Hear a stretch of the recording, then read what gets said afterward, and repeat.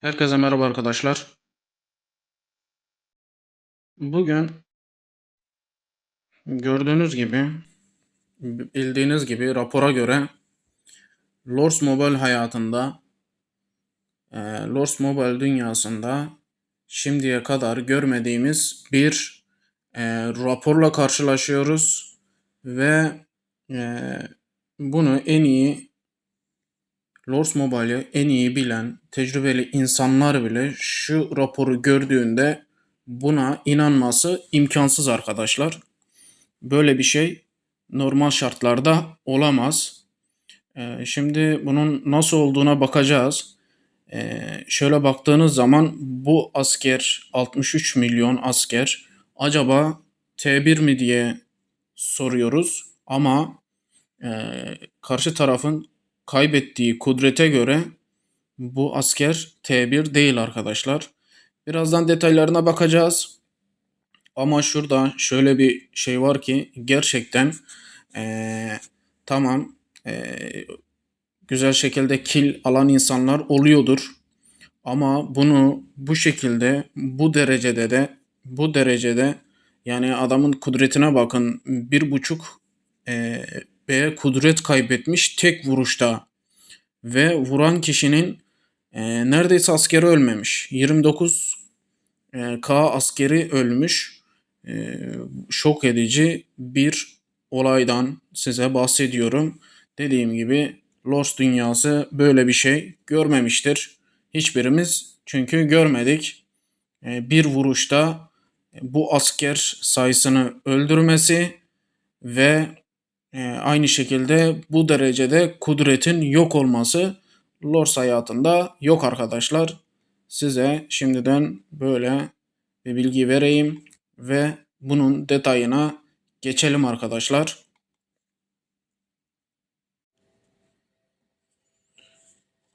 Evet arkadaşlar, gördüğünüz gibi 1B 720M kudrette bir kale. Ama şu şekilde görünüşen bunu yorumlarsak ekipmanlar vasat, kahraman hero'su vasat. Böyle dışarıdan baktığın zaman bu kalenin diğer 4 tane 5 tane duvara koyduğu hero'lar da vasattır. Ekipman zaten hiçbir işe yaramıyor. Full asker bastığı için bunda araştırma kudreti de yoktur. Yoldaşlar aynı şekilde vasattır diye tahmin yürütebilirsiniz. Kale bildiğiniz batık bir halde ama bu arkadaş ne düşünmüşse, birazdan hikmetini göstereceğim. Ne düşünmüşse, nasıl yapmışsa, bu askeri nasıl basmışsa şaşıracaksınız. Biraz sonra arkadaşlar onun detayına geçeceğiz. Şimdi bu arkadaşa vuran kişiye bakalım.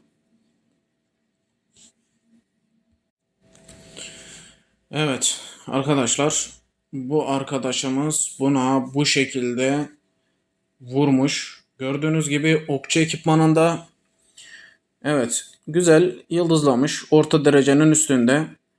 Ee, Güzel SLD'si var. Kale yıldızından, eserinden iş yapacak kale gibi görünüyor. Vurmuştur. Sağlam vurabilir. Ama bu şekilde bir rapor bir kişi çıkarabilir mi? Orası meçhul bir durumda arkadaşlar. Biz de senelerdir sıfırlama yapıyoruz. Ama her şey sorgulanır. Yani 63M asker az değil arkadaşlar. Biraz sonra direkt bunun videosuna geçeceğiz. Savaşın direkt videosu var elimizde. Bunu izleyip göreceğiz arkadaşlar. Nasıl olmuş?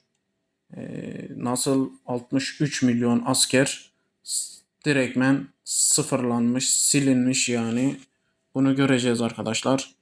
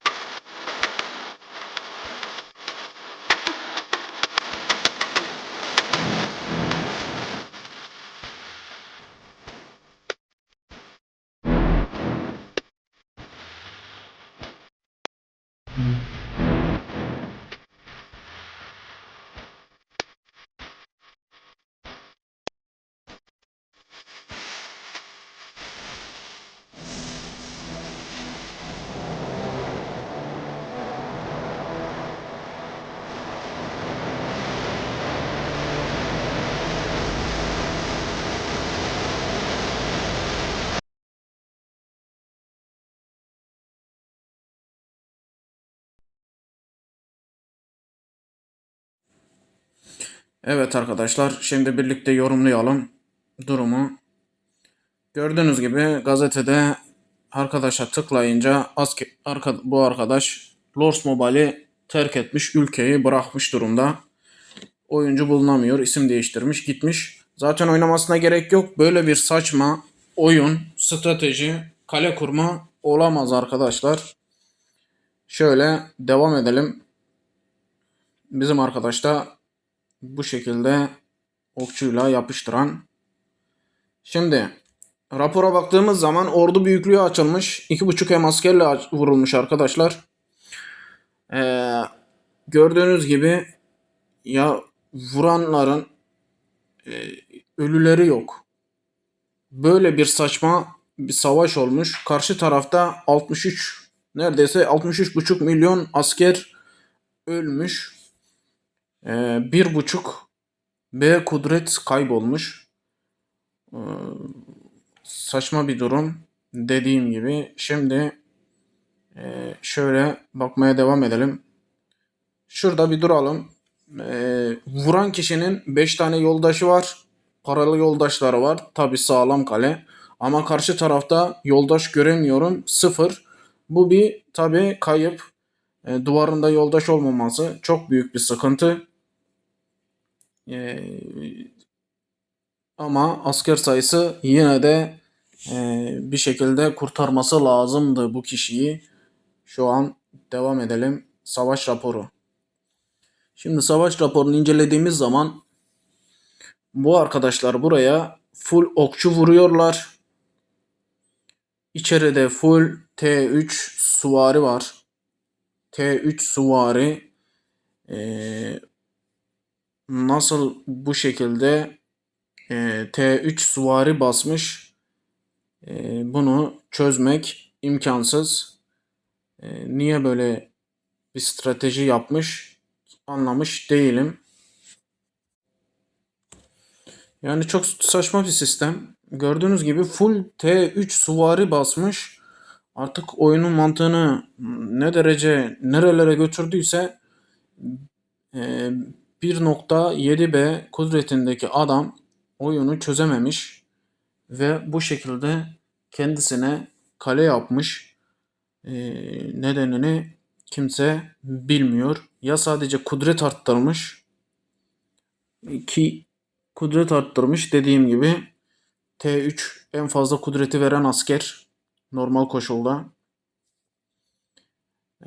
Hıza bağlı olarak kullanırsan eğer, ama gördüğünüz gibi bir yararı olmamış. Nedeni de diğer askerlerden yanında destek olacak asker tipinin olmaması. Yorumu bu şekilde yorumlayabiliriz. Tek tip askeri varmış. Diğer askerlerden hiç yok. Bildiğiniz gibi okçu, süvariyi okey, hepimiz tamamız. Burada mahveder. Ama bu derece, bu kadar sayıda bir askere tekte almasına ben şaşırıyorum. Şimdi benim şaşırmamın nedeni de şu. Tamam arkadaşlar, karşı tarafın kalesi süper. Diğer tarafın kalesi bitik durumda. Hero'ları bitik durumda. Yoldaşları bitik durumda. Hiçbir şey yok diyelim. Ama askeri var. Ve nasıl oluyor da bu kadar asker tek de yok olabiliyor? Şimdi ben kendi savaşlarımızdan örnek vereyim. Bir kaleye vurduğumuz zaman bizim de bu kadar az askerimiz ölebiliyor. Ama moral diye bir şey var artık oyunda. Moral. Oyunda moral diye bir şey var. O moral kaybı burada neden işe yaramamış? Azalmış, azalmış ama burada pek yararı olmamış. Şimdi biraz ilerletelim. Savaşa girelim. Bakın arkadaşlar, şu an savaş başladı. Tabi piyadeler 3-5 tane piyade falan katmış, öne sürmüş. Onlar ileride onları oyalıyor arkadaşlar. Bu bir sistem.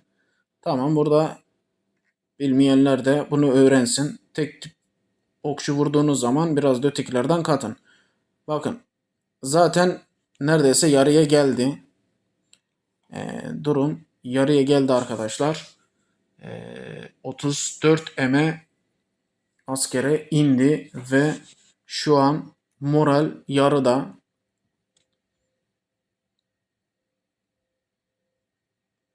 Evet, bir vuruşta bazen 4M, 5M aynı anda patır patır karşı taraf ölü veriyor ve moral çok fazla gidiyor. Düşünün. Ee, Video bu şekilde, savaş bu şekilde gerçekleşmiş. Ama gel gelelim insan düşününce şaşırıyor. Bu nasıl olabilir diye. Arkadaşlar gerçekten ilginç bir olay.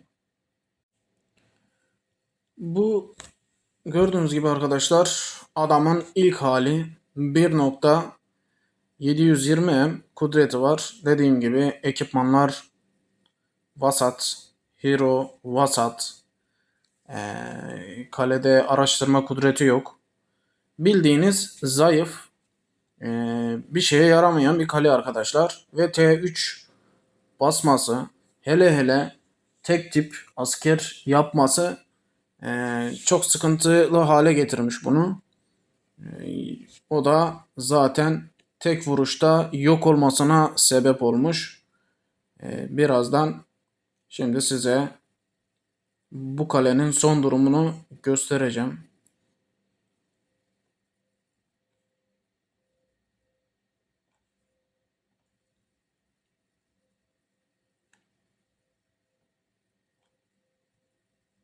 Evet, gördüğünüz gibi arkadaşlar 191M kudrete düşmüş.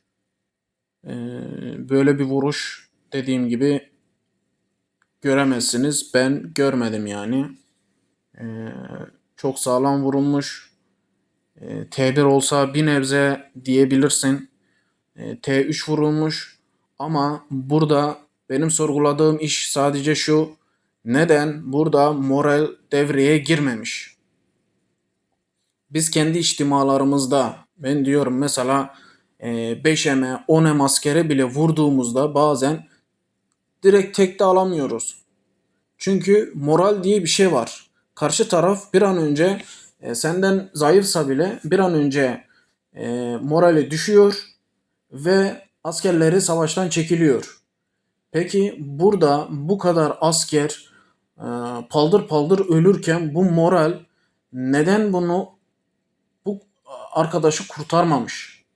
Yani 68M dediğinde hadi de ki buna her vuruşta 10M asker öldür de kolay ölüyor de tek tek gittiğini düşün. Tamam hadi tek tipe düş. Tek tipte vurduğunu düşün. Hadi 20M asker öldürsün.